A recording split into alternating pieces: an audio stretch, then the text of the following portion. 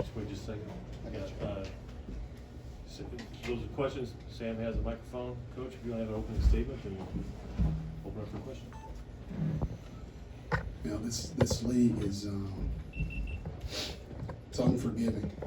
You know, it's not like it took me my first head coaching job to understand that, right? I've been watching this league for a long time, and you play your worst game of the season, which we did on Sunday.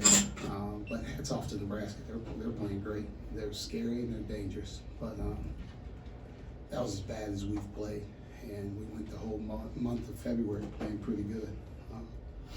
But kind of who we were tonight, like that's us.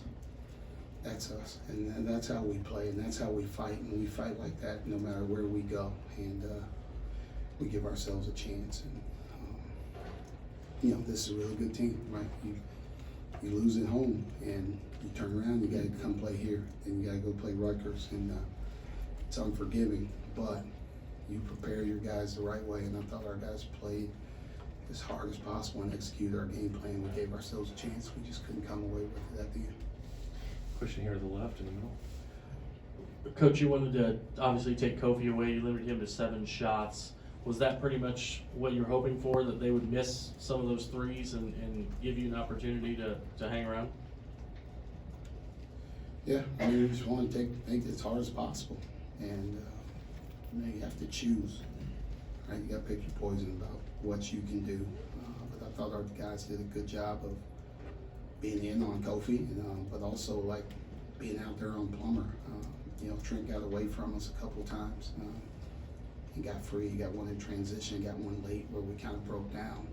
But you know, we kind of did what we wanted to do defensively. It just didn't. You know, a couple of game plan mistakes there at the end. They capitalized. That's what a good team does.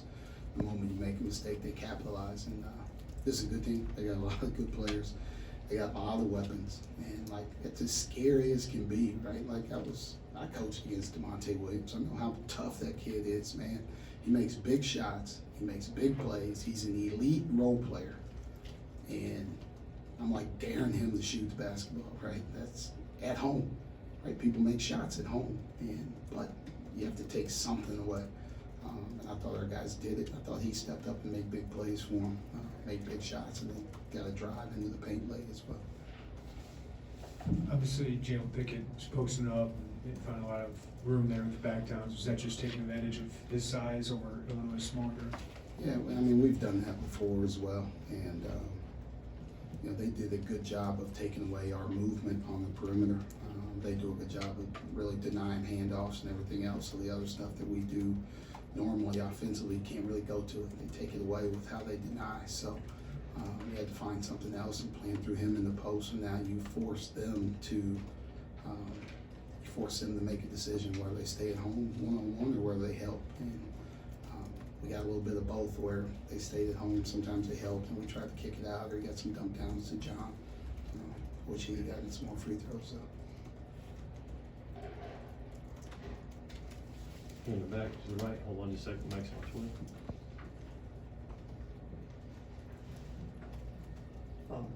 Obviously, a few times this season, going on the road has been a problem for your team. How encouraging is it to see your team respond the way that you guys did tonight after, as you said, tough showing on the previous game against Nebraska?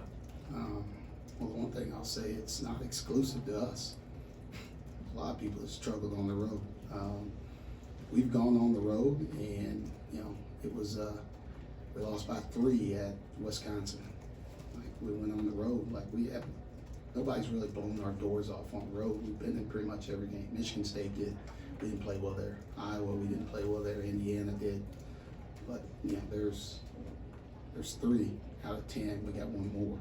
So we've played well on the road for the most part and given ourselves a chance. But you know, our defense has traveled. It's traveled with us. It's kept us in games. It's given us a chance. Our offense hasn't always gone with us, right? Sometimes I probably need to pack it. Pack our offense, take the Rutgers with us, and take it to Indianapolis with us, and hopefully that gives us an opportunity. But you know, this is confident, like for our team to know. I'm more encouraged about, you know, we didn't have the we've had breakdowns in stretches. 2-minute segment where teams go on a run and then the game kind of gets out of hand. We didn't, they went on a run early in the middle, maybe earlier the middle in the second half, but that was about it. So we didn't have those normal breakdowns, turnovers that opened the game up. Right here in the middle. How did your guys maybe go from the game plan being try to limit Kofi's touches to executing that pretty well? A lot of practice, a lot of time. Guys believing in what we're doing. Once you see it, once you start having a little bit of success, that's the hard part though. When you're the guy that's helping, right? Everybody in the stands, or everybody watching on TV, they're like, man, that dude's getting killed, right? Well, how come DeMonte Williams' guy isn't playing him? He's giving up 4 threes, but it's a part of a game plan. But as a 18 to 22-year-old kid, you're doing your job, but your man's also scoring. And maybe the TV announcers don't recognize that, or the people in the crowd, or nobody does, and they think it's all on you. And as much as I tell them, hey, those shots are on me, to really believe it, when it's happening in the moment, and then to stick with it and do it, that takes a lot of maturity. He could easily just say, no, man, I'm not gonna let this dude score no more. Now Kofi's getting dunks, he's getting putbacks, he's getting whatever he wants to do. They stuck with it, they believed in it. We got some dudes that are all in. Right here in the middle. Seems like Illinois offers a pick your poison strategy, and you chose to shut down all their poisons, apart from DeMonte, who's not considered like a poison. Mm-hmm. How did you manage to shut down the outside game and the inside game? We tried to mix up defenses a little bit, try to keep them off guard as much as possible. We almost we picked who was going to take shots, right? We tried to pick as much as possible. There's some things that they do where you can't pick. And Trent Frazier's running off a baseline screen. It's hard to be there, but sometimes we're there. But for the most part, we tried to choose. You have to take all the shots, and it almost worked.